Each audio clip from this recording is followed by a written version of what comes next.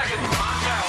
Listening. Tape is rolling. Stand by. I want the most powerful 3 minutes I can get out of the top of the show. 5 seconds. 4, 3, 2.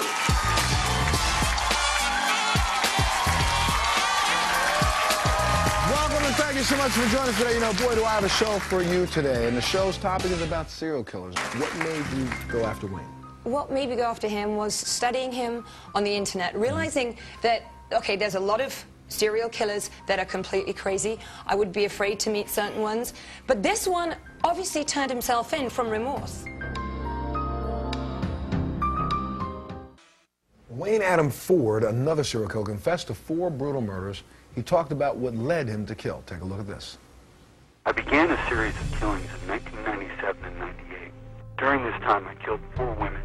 I blacked out during the killings, but I knew that I was responsible. I had cut up one body, burying some of the remains and putting some of the remains in their freezer. I was not in my right mind. The remorse and guilt I felt was crushing. The police investigations of all 4 killings had turned up no leads. When I checked into room 0, I thought it was very eerie that there was a room 0. I'd never seen a room 0 before. It seemed kind of ominous and foreboding. On November the 3rd, 1998, I walked into the sheriff's department after deciding that I was too dangerous to be out in society, even if I was out in the woods. I had realized at this point that I was losing it for short periods of time. I was afraid this was going to happen on a permanent basis, and that I would be just a roving monster. I had with me a severed human breast in my pocket in a baggie. This, I thought, would be enough to prevent me from having to say anything to the police, and that I could say it through an attorney. Since then, things have gone pretty much as expected. That is until I had a very interesting meeting with a unique girl. What's crazy is one part that it didn't say in there is that he walked into the police station and placed a woman's severed breast on the police desk. You get what I'm saying? All right, well, that was a piece of a documentary. It's called Room 0 from filmmaker Victoria Redstall. Please welcome her to the show. You know, interesting, but I got to go back to why. That's the question. Why did you even begin doing this documentary about the serial killer? Well, I wanted to do something other than just modeling and hosting and acting. I know, but I could find a lot of other things to do than go chase serial killers if I was a model or actress. So why? What was the thing that drove you? What made me go after him was studying him on the internet, realizing that, okay, there's a lot of serial killers that are completely crazy. I would be afraid to meet certain ones. But this one obviously turned himself in from remorse. I've never, in all my studies, ever learned or known a serial killer, I don't know, maybe you have, that's ever turned himself in. We've got to take a little break. We'll be back right after this. How do you go about when you call a serial killer and folks like, yo, what's up? No. I just want to come in and talk to you. How did you even get the meeting with him to begin with? Well, I must say I was determined to meet this man, and I did orchestrate a scheme to get in the San Bernardino County Jail. And I knew through my LA County Sheriff's deputies, I knew this deputy, which I will remain nameless, he's already got in a lot of trouble. I knew if I went in on a Sunday, the lieutenants aren't usually around. Monday through Friday they work, 9 to 5. I thought if I go in on a Sunday, then the ADSEG unit, administrative segregated inmates, that's when nobody could go, and maybe not even you, Montel. You couldn't get to Unit 11 in the San Bernardino County Sheriff's Department because it is off limits. Okay? Each jail has that all over California. And I thought, well, once I tell this deputy I want a tour of the jail and maybe we could meet Wayne Adam Ford, he said, well, I don't know. I mean, that's Unit 11. I said, okay, well, we'll see. So what day do I want to go? I knew I wanted to go on a Sunday when lieutenants aren't around. Gotcha. And I was afraid. Don't think, you know, I'd read about the breast in the pocket. The part that I obviously wanted to make a story about was him turning himself in, and there was a victim that has still not been found. So I had these ideas to say to him. I got ready. I wore no makeup. This man did not even know I had blonde hair. My hair was in a cap.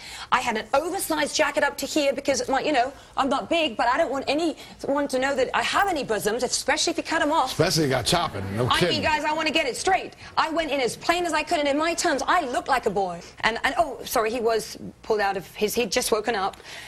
And that was highly off limits because he came to those bars, and you never speak to an inmate come into the bars. It's got to be behind plexiglass so the line can be recorded. So nothing was recorded.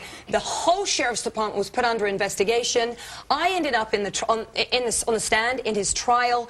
My name was exposed. What I looked like was exposed. And then the media wanted to make me some kind of a media fiasco all over the world, and they called me a groupie, all because I was trying to make a movie to show the world a story of how an innocent child can become a monster and then somehow have enough remorse to turn himself in. And that's all I was trying to do.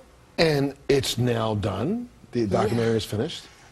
But you still have a relationship with this guy. I promised him one promise. He kept saying to me all the way through, you know, my defense thinks you're with the prosecution, and then they tell me not to trust you, and they tell me to stay away from you because you're just using me to get a story, and that's it. He said, but I feel that you're not going to do that. Now, you don't have to talk to me ever again, but if I ask you one thing, just visit me once in a while when I'm on death row. And you know what? There's a human side to him. And I've made that promise, and I have visited him. Since he's been on death row, he's been there 6 months. And he is on death row now. Yes. They don't have a date for him yet, do they? It's just California. You know, there's a lot of appeals process. 25 years from now, he could be put to death. Would you go? I would. Because he'll probably ask you to. He probably wouldn't. I take a little break. When we come back, we'll find out what really drives a person like this to kill. We'll be back right after this.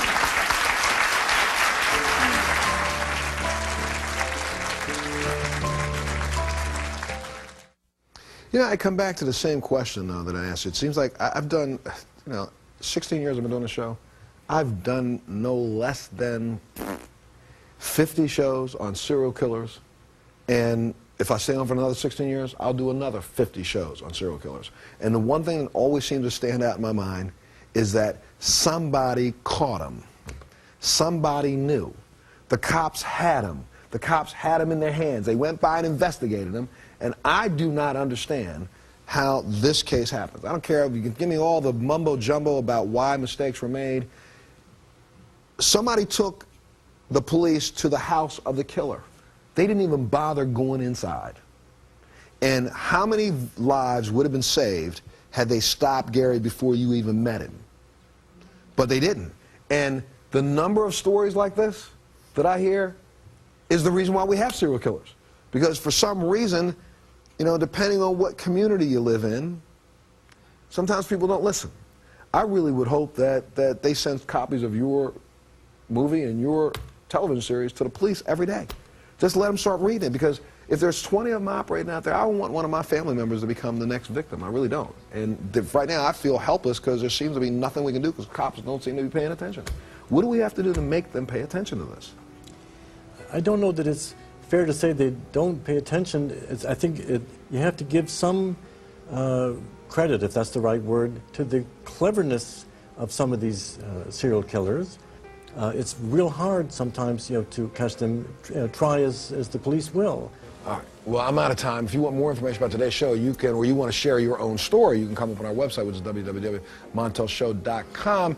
And we will do another show on this. I'm going to do this again and again to see if I can start making people aware of what's going on in that community around you. And if you want to know what's coming up on tomorrow's show, take a look at this.